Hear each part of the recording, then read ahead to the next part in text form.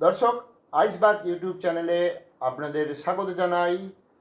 আর video শুরু করার আগে আপনাদের কাছে আমার একটি বিনীত অনুরোধ যে আপনারা অবশ্যই আমার চ্যানেলটি সাবস্ক্রাইব করে পাশে থাকা বেল আইকনটা ক্লিক করবেন, যেটা কিনা আমাকে অনেক অনেক বেশি করে প্রেরণা যোগায় আরও ক্রিয়েটিভ ভিডিও বানাতে।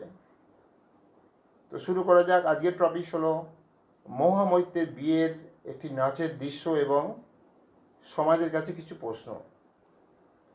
প্রথমেই বিয়ের সংক্ষিপ্ত বিবরণী দিয়ে তারপর মেন এজেন্ডায় চলে যাব। সম্প্রতি মহামৈত্র এবং পিনাকি মিশ্র দুজনে জার্মানির কোনো এক রাজপ্রাসাদে সেকেন্ড বিবাহ সম্পন্ন করে। মহুয়ার বয়স হয়েছিল 51 এবং পিনাকির বয়স 65। পিনাকি দুবারের এমপি ছিল এবং মহুয়া দুবারের এমপি। পিনাকির একটি ছেলে এবং একটি মেয়ে আছে যারা ওয়েল এস্টাবলিশ। অপর প্রান্তে মহুয়া একটি ড্যানিশ ছেলেকে বিয়ে করেছিল, কিন্তু পরে বিবাহ বিচ্ছেদ হয়ে যায় এবং তাদের সন্তান সম্বন্ধে কোনো তথ্য জোগাড় করতে পারিনি। আমাদের ভারতবর্ষে হিন্দু ধর্মে 18 বছরের পর যে কেউ বিয়ে করতে পারে। বয়স, পাত্র বা পাত্রী যাই হোক না কেন, সেটা কোনো ইস্যু নয়। প্রত্যেক রাজনীতিবিদরাই এবং সাধারণ জনগণ দুজনকেই যথেষ্ট শুভেচ্ছা বিনিময় করে। এই পর্যন্ত কিন্তু সব ঠিকঠাক ছিল। কিন্তু বিয়ের পরের দিনে মহুয়া এবং পিনাকির একটি নাচের দৃশ্য চরম ভাইরাল হয়ে যায় এবং খোরাকে ভরা।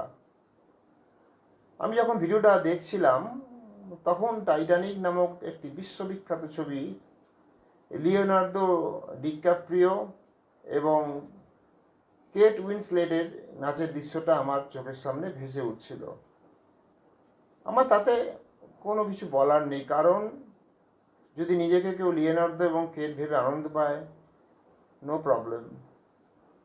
দেখুন, যারা পাবলিক ফিগার তাদের দেখেই কিন্তু সাধারণ জনগণ কপি করে। এই নাচের দৃশ্য সজ্ঞানে দুজনে সোশ্যাল মিডিয়াতে আপলোড করে এবং একটি মজার ভিডিও হিসাবে চূড়ান্ত ভাইরাল হয়। একটা 65 বছরের বুড়ো নিজের বিয়েতে তার 51 বছর বয়সী স্ত্রীর সাথে এইরকম ফ্লোর ড্যান্স করে সোশ্যাল মিডিয়ার থ্রু দিয়ে জনসম্মুখে প্রচার, এটা কি খুব দৃষ্টিনন্দন ব্যাপার? আমার ভিডিওটা করার উদ্দেশ্য যেটা, সেটা আমি এখন বলবো। সম্প্রতি আপনারা দিলীপ ঘোষের বিয়ে দেখেছেন এবং এক ভয়ঙ্কর ঘটনা আপনাদের শুনে থাকবেন। পিনাকি মিশ্রর এক পুত্র এবং কন্যা দুজনেই বিবাহিত।